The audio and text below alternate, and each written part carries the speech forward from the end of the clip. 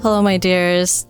Hello, my dears. Today we have a guest speaker, Preston. I'm a guest speaker? Nice to meet you. I'm Preston. I cut my bangs too short. But your bang distance completely changes the way you look. Uh-huh, I know. No, I change my look all the time. Have you ever been in a long-distance relationship? Yes. 2-year long-distance relationship. Oh. How Yeah. far was the distance? She lived in California. She went to USC. And I was in Boston. Oh, that's across the country. Yes. It was in college though, so it was like honestly not as bad as I thought I would expect. I see. Would you do it again? I would do it if I had to. I think there's a lot of people who say like they would never do long distance relationships, and I think they just haven't met the right person. Oh. I think for the right person, you will try to make things work, and I think it's actually a really good litmus test of how much you really like somebody. Okay. Because I think that it's really easy to like be in relationships where like you feel unsure and like you stay, right? But I think if you were actually willing to do long distance, I think that's just a really good litmus test for like I like this person, because in long distance, like most of your time is just talking, and that's so much of what a relationship is. A relationship is dialogue. A relationship is my brain and your brain in each other's brains. And I think that if that is the purest form of a relationship, I think when you're with the right person, that's just a no-brainer, even if it sucks. Have you done long distance? I have. Would you do it again? Yeah, that's such a good question. Because I am going to say no. I'm going to say no just because I think life is a little too short to be with somebody you care about? To be with somebody where I care so much for them and I don't get to experience them. Selfish. It's a selfish reason. Even if they're like the right person, like what if you knew they were your soulmate? What if you were like, oh, this is the one, they they make me feel whole in like all these perfect ways, and right. Well, I say I wouldn't do it, but at the same time, I think the idea of a long distance partner is very enticing to me because wait. Yeah, I know I feel both ways. I always feel both ways. But because I am so busy. Because I'm so engulfed in my own passions of my career and what I want to do and who I want to be, I won't get distracted either. I think I'm a very distracted lover when I'm in a relationship. And I don't want to resent them. But then again, it's been so long since I've been in a relationship. It's been 2 years. And my career happened only just last year.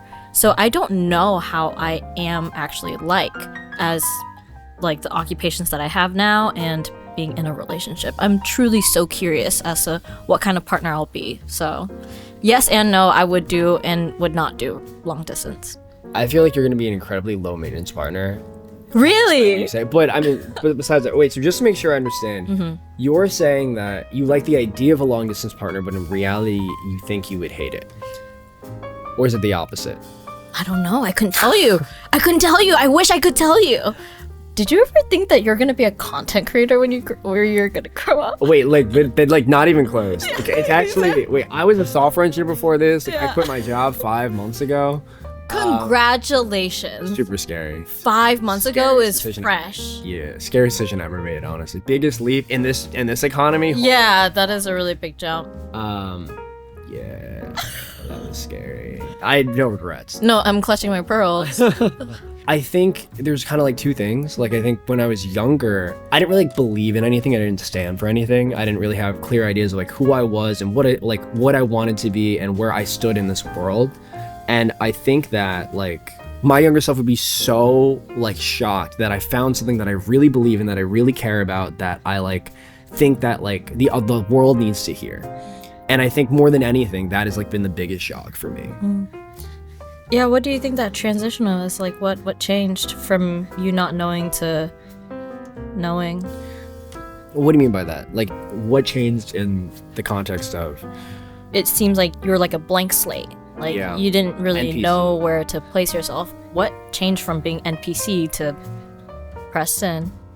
I think I just kind of found my values and I started living by them. And when I kind of lived my life doing things for what I stood for rather than what society told me I should want, I think that I kind of just ended on this like weird path where now I'm here. Like living in New York City, like full-time content creator, have a producer, and we kind of just go to work every day and we like talk to people about love. It's like a crazy thing to say out loud. Yeah, it is. It is a crazy thing. But yeah, I think that was like the biggest thing for me. But I think for myself and maybe a lot of people, like, I think it's really hard to know your own values because the default is just to inherit society's values and inherit what like we're told are values, right? And I think really trying to like understand who you are and what that looks like and what you really stand for and what you resonate with, I think for me was the first step. What were you told that were supposed to be your values? I think it was like very blanket stuff. Like, not to say that they're bad, but I think like do no harm, stability. I think money. Did you do things in thought of providing for your future children? Oh no, not yeah, sorry. Whoa. I grew up very individualistic. Like my dad kicked me off everything. Like I'm like the whole goal of like success that I was taught was to be independent. Wow. Be able to exist as my own individual. Like literally like last week my dad like kicked me off the phone plan. But it was weird because it was an act of love. Like he was like, congrats, like you're on your own now. Like do it. Yeah, exactly. Yeah. Did you feel differently growing up? Are you kidding me? Yeah. Ever since I was born, I was fed this information that I am to be someone's wife and I am to be a mother. Crazy. A mother. A mother. Ever since I was born. What do you want to be? Oh yeah, I did not want that. But it wasn't that long ago where that was like kind of only a woman's value, like a woman's leverage in the world is to procreate, is to like be pregnant and give birth. But I'm just so far from that line of thinking that I just want to create. I even like started my own like smut book. I never finished. But it's about an asexual fairy. I feel there's a lot of contradiction. I haven't talked about this in so long. No, it is a contradicting book, and that's why it makes it all the more interesting when she starts to fall in love. That's cool. I like that. Because there's just too many like boy meets girl, they love. It's just like there's like tension. There's reasons why they shouldn't be, and the reason being her ability is that she is the controller of passion. So she's like, I'm fully disgusted, even though love is like her entire occupation. She's like, I'm disgusted by it. I'll keep it with work, but I'm not going to pursue it personally. Love is her entire occupation. This is seeming really similar to somebody else that I know. Is this based on a true story? I wish I was a fairy. I wish. If you challenge their ability, and by the fairy gods, if they see that you've won, then you get to take over the chair and the other person dies. The last recorded duel was her dad and someone else. So then they hold this ball, another fairy realm comes in and crashes it. They're like, well, we have someone new in our chair too. And they introduce this guy that is the son of the person that dueled her dad. Her dad won, that son's father died. And now they have an enemies to lovers relationship. Wow. Oh my god. Wait, that's a crazy connected. Yeah. You were born for story. This movie makes so much sense. I can see it. Thank you. So then me being a mother, far from it. I'm gonna write my fairy smut. Well, before I do that. Well, I think it's cool. I think it's a safe one. The fairy smut's wild. No, but I think that's so cool that you were like able to find your own like truth and your own values based on that, right? Like, because when you don't, you just inherit like societies, and in this case, like societies is like what it means to be a woman, right? Like, or what society tells us what it means to be a woman, right? So that's awesome. I'm super happy for you. I think people would be so much happier if they were able to like lean into that. It's just hard. It's hard. It takes time. It's hard, and also it takes like you knowing yourself. And that's hard. It's actually so. I mean, like, how did you find out about yourself? Did you do that alone? Honestly, I did. So when I was in high school, I was like rebellious. Right when COVID started, I got into a big altercation with my mom, and my mom actually told me, "Don't come home. Go live with your dad." And my parents divorced for context, but generally, like, I'm pro-divorce. I feel love. Like, it's great. That was also when COVID started. So I had spent 3 months living in my room alone with my dad. And I kind of see them sometimes, but I was really just like kind of locked in my room. And I had spent a lot of time just like reflecting on like all of these kind of almost like NPC like behaviors that I was doing. Like I was spending so much time just acting on emotion and acting like doing things not because I thought they were the right decision, but because something inside me emotionally compelled me to do it. It's like imagine living like a monkey, like you just do this just thing, primitive thinking, all primitive thing. It's like so like crazy. I'm like, wow, my prefrontal cortex is not fucking developed. Can I curse? I don't know what that yeah, you can. That's when I really started to like I went into this habit of like writing down my values. I do this to this day. Every like 6 months my values change, and I just like will do things that I feel like are in line with that. But I mean, that's kind of where it started. Like I was just like I was like alone for these 3 months, had this like long period of just reflecting on like why was I doing the things that I was doing. Because I think that like I was just doing things without really understanding why. And I think the most dangerous thing you can be is like not someone you hate, but someone you didn't try to be. For me, that's when I really realized, what am I doing? And that's how it started.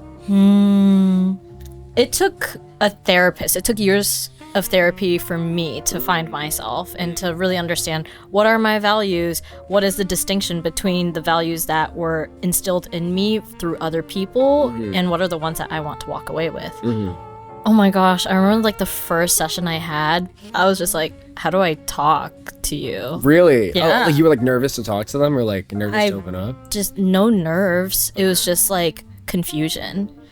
Like, where do I start? Yeah, because I didn't really believe in therapy before I did it. What did you think? It was like a scam? Yeah, I fully thought it was a scam. I was just like, if I want to pay someone to talk to, I'd rather pay my friends. My best friend says that. I was honestly a therapy hater. Really?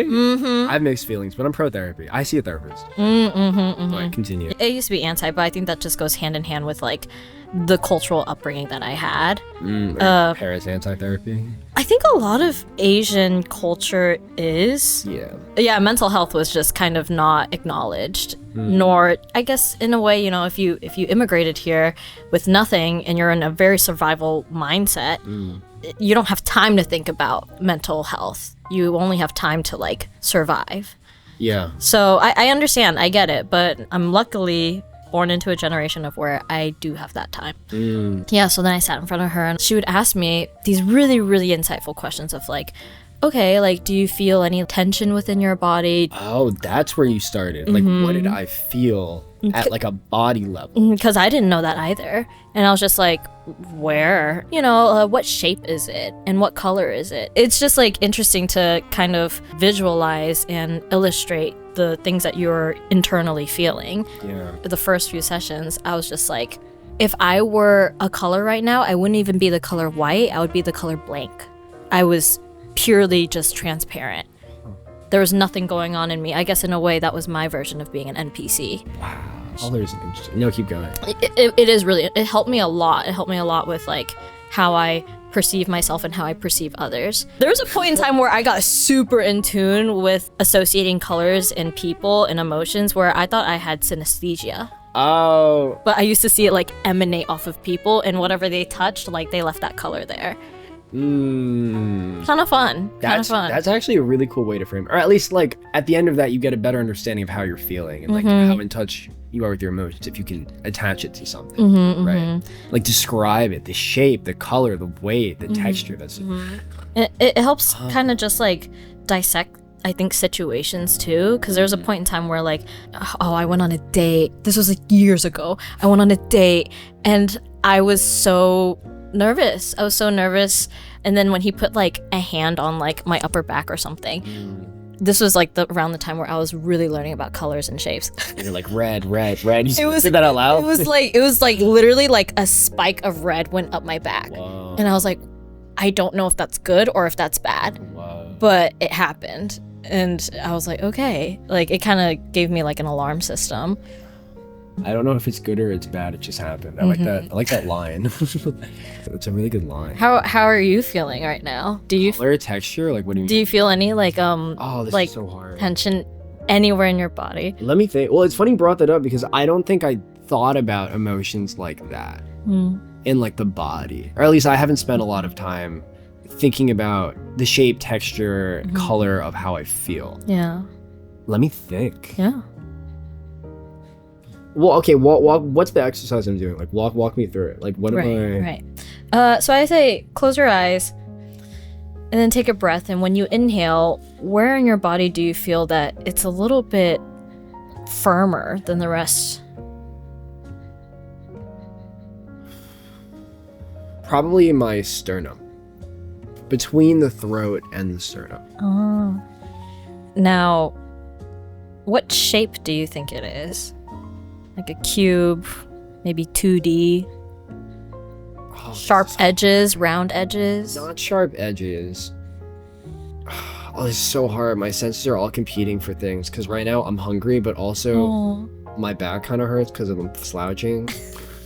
So it's straight. Okay. Rectangle. No, sorry, trapezoid. Oh, Trapezoid. a parallelogram. Yeah, trapezoid. And then the last one would be, what color is it? Violet. Oh. Violet. I'll give it violet. Is the trapezoid like this or is it like that? It's like this. That's cool. Yeah, I'm going with that one. Okay. So I'm locking in that answer. Yeah. And at this point of exercise, you kind of don't really have to know what that means. You just know that it's there. No, I like that. I think that makes sense. I think I think what it honestly helps me do is I feel like I don't even know what the feeling I'm feeling right now is. I have to figure that out. I don't have an answer right now. I remember when my therapist was like, what are you feeling right now? I was like, I wish I had a multiple choice answer. Like, do I have options? And then she pulled out this thing. I used to send my friends this maybe like once every week, being like, where are you? Have you seen this? I have not. Yeah. It's pretty lit. Whoa. Which one? Or it can be multiple, but... I feel okay. You're the first guy I ever brought to the library. Yo, let's go. Happy to be here. Oh, it's gonna take me a second. Yeah, go ahead. I feel like I'm Oh, okay. I'll ramble. He's doing that. Okay, something about love. Guys, I think I'm ready for a boyfriend. Oh yeah. I'm announcing it. I am ready for a boyfriend. Manifest it. It's been so many years since I have felt this care, this certain strain of care. Once again, I love the connections that I have, but I think I am ready to see what type of partner I am when I have a partner and how we can care for each other. What does that look like? So I feel like relationships have like pillars, right? Romantic, platonic, physical, and intellectual. And so within this romantic pillar, right? Like, what's an example of something that you would want that you're not currently getting that you feel like can only be filled in a relationship? Oh my gosh. Okay. Honestly, I think it's just someone looking at me. Like seeing you. Yes. Like with that tenderness in their eyes that can only be held for someone that you truly love.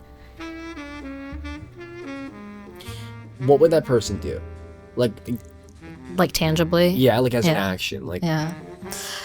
I actually have such a difficult relationship telling people about what I want from them because I think it speaks a lot more value when actions are done without my speaking of it. Because then at that point, it's just instruction. At that point, it's just like 2 + 2 = 4. Great, we can do elementary math. But I have a curiosity of, can we do math before I even give out the formula? Can we do math just like silently, instinctually between each other? Because that is just that is how compatible we are with each other. it's dangerous. Yeah. No, that is dangerous. No fire. That is, but I think that's why I have like, no, this is true. Communication is key. I get it. I speak all about communication, but I also speak about instinct. I also speak about intuition. And I think that intuition might have to come first before communication, because I think communication is the second draft editing. Think about the emotion this makes me feel. Communication is the second draft editing. I'm repeating that. Okay. Help me understand. Okay. Give me an example of what this might look like, right? Where it's something you wouldn't want someone to explicitly communicate to, but something you would want them to just understand and do independently. Okay, let's go with the bare minimum one, okay? Okay.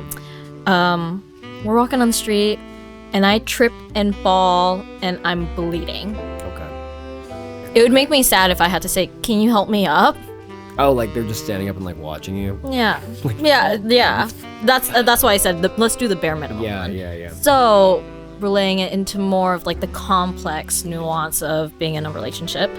And this happened in my last one, actually. Okay. Where, oh my gosh, I remember when I was in my room, I was about to go to sleep, and he was just like, hey, Lucy, like, I just thought I should tell you that, like, I had a long conversation with somebody at a coffee shop. And I'm like, okay, cool.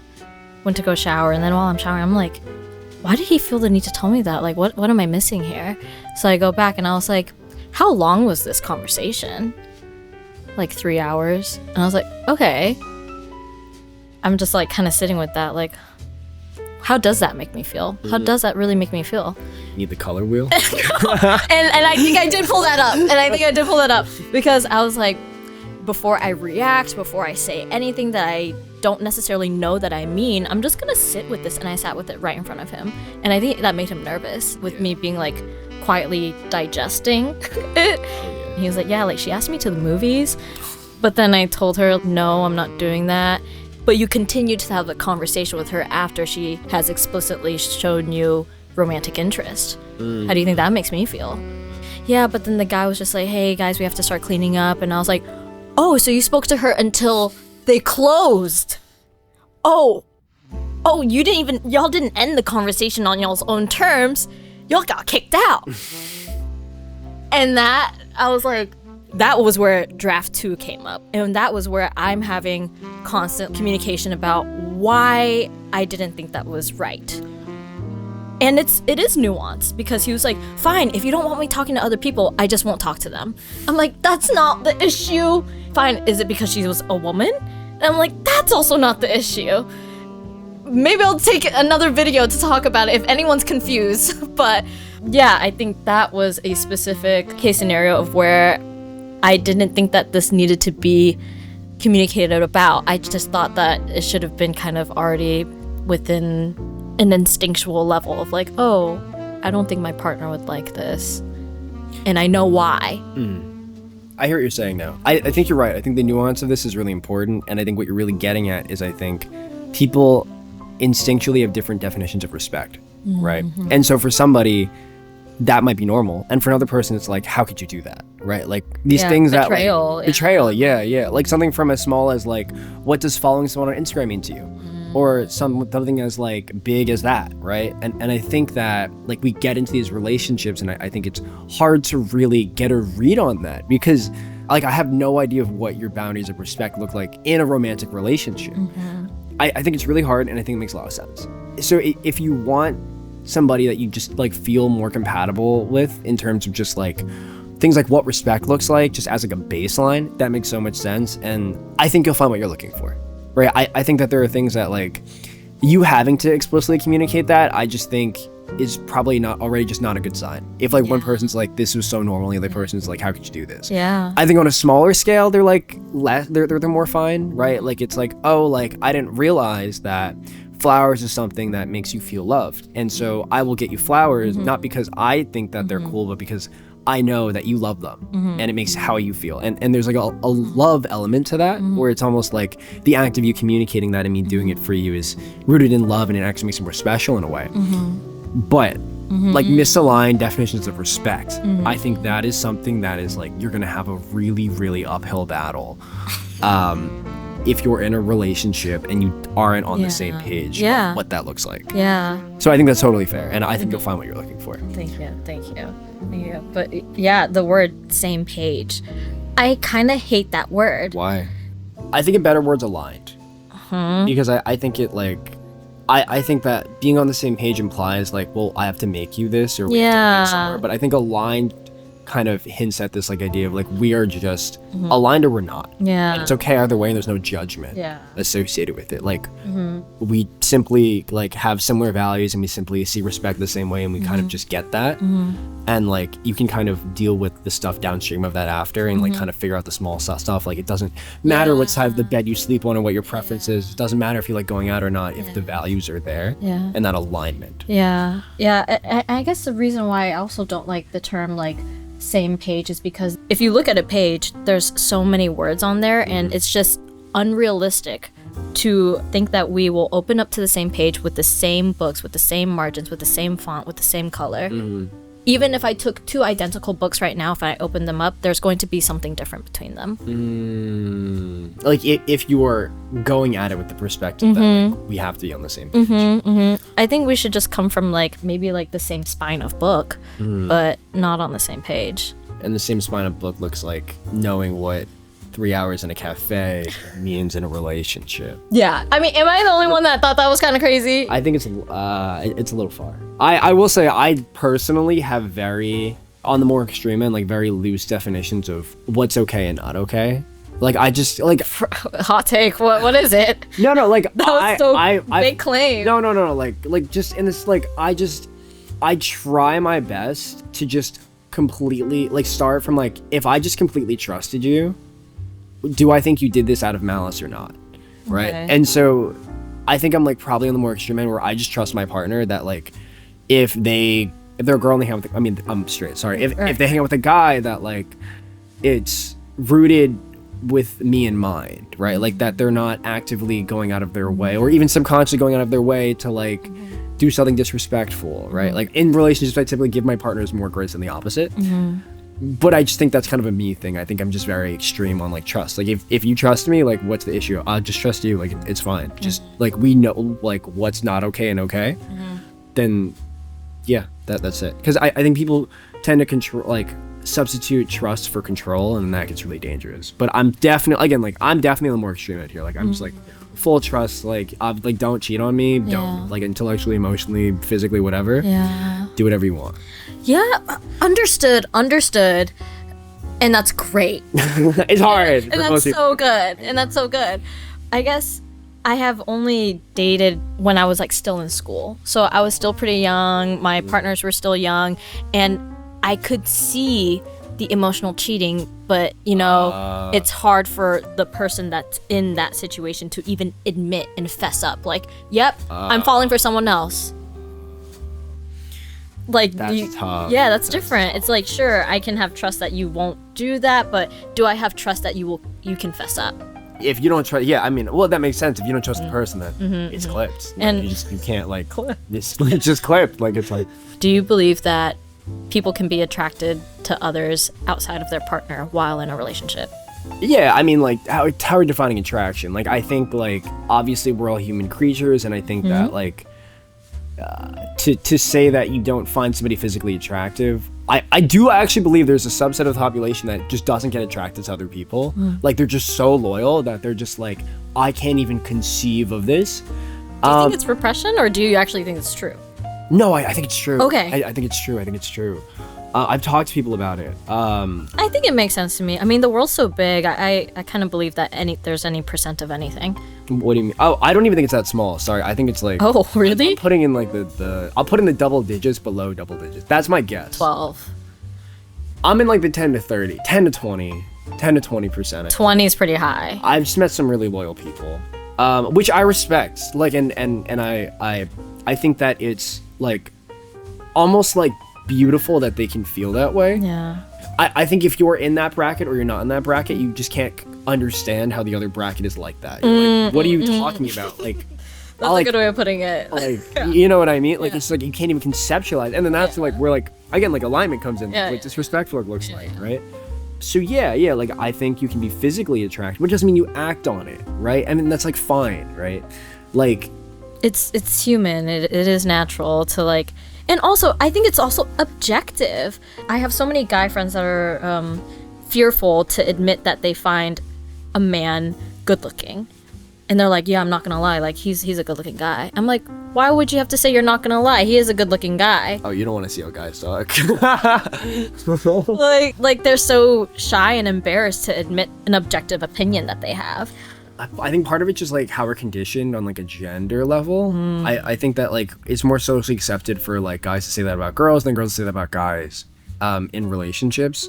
I think part of that is just because of like, I think that we're conditioned to view like sex differently. And I think that like the act of it or the gender. Oh yeah. The act of it. And I think that because we're conditioned to view it differently, I think that like the implications of that look different. Like for a guys, I think it's considered less personal. Like it's like not a big deal, right? But I think for girls, it's more of a big deal. Not saying it's right or wrong. I'm just saying it's how I believe we're conditioned. Either society, biologically, I don't know. I just like when I talk to girls, I talk to guys. Like I mean, my whole like I literally I've talked to over like 1,000 people about like love, and like relationships and like what they believe and like I don't know. I think for some strange reason like. Due to the survey, my in-person survey, I think they view it differently. Yeah, no, they are. I mean, and let's not even talk about like the cultural impact, the religious impact, the shaming impact. Yeah. And also, is hookup culture dying? Oh, I think so. I don't think so. Oh. You think so? I think hookup culture was crazy during COVID. And a little bit after, but I think now maybe it's just like where I'm surrounded with, what my algorithms are. Something about it seems more wholesome, and I think people are taking a step away from like apps. Like I think there's just something more that where we're taking a step back from like the looks of everything. But I want to hear your opinion. Like, am I the only one thinking that? No. Okay, so I think there's a start. So something I guess feels genuine. I think people want to bring back yearning. I think. Is it us? we are the cultural arc to bring back yearning. That is our mission. To yearn once again. I love yearning. Yearning feels great. It feels awesome. Okay, I guess to rephrase my answer, like I think it's still very big. I do think that there is a shift. I don't know how big it is, but I do think that there's this like shift that like people want to yearn again. And I think a big part of that is because like people say we're in a loneliness epidemic, but honestly I think we're in a vulnerability epidemic where I think people are so scared to connect with people, but they want it so bad. And I think it's because they're scared to be vulnerable. And so I think that is probably where I see it coming from more than anything, where it's just like, wow, like people are just scared to put themselves out there to like get that. I feel like I get a lot of comments of people saying like, I need help approaching.